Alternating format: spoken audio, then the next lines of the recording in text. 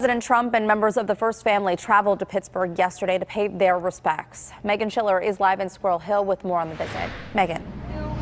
Good morning. The president and the first lady landed in Pittsburgh and came straight here to the Tree of Life Synagogue. And the first thing that they did was meet with Rabbi Jeffrey Myers. Rabbi Myers brought them inside and they lit one candle for each of the 11 victims. Then Rabbi Myers walked them outside along the sidewalk here to this memorial where they placed stones, and they also brought flowers from the White House garden. Rabbi Jeffrey Myers talked to them about each of the 11 victims and also told his story of what happened from his perspective on Saturday.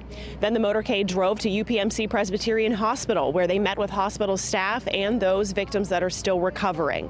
We talked with the emergency department chairman about the president's visit. He expressed his thanks for their service and his sorrow over their injuries, and really wanted to hear some of their stories about the event and what's been going on since then.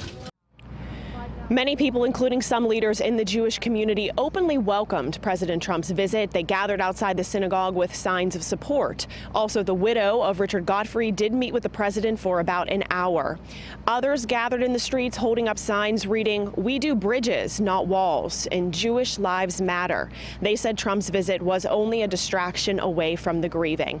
There are still signs out here this morning of that protest, of the march. There are signs that read Pittsburgh, City of Love, and Words Matter, End Hate.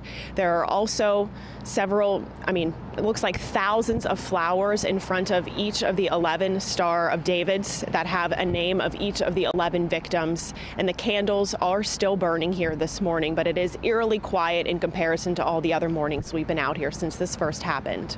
Reporting live in Squirrel Hill, I'm Megan Schiller, KDKA-TV Morning News.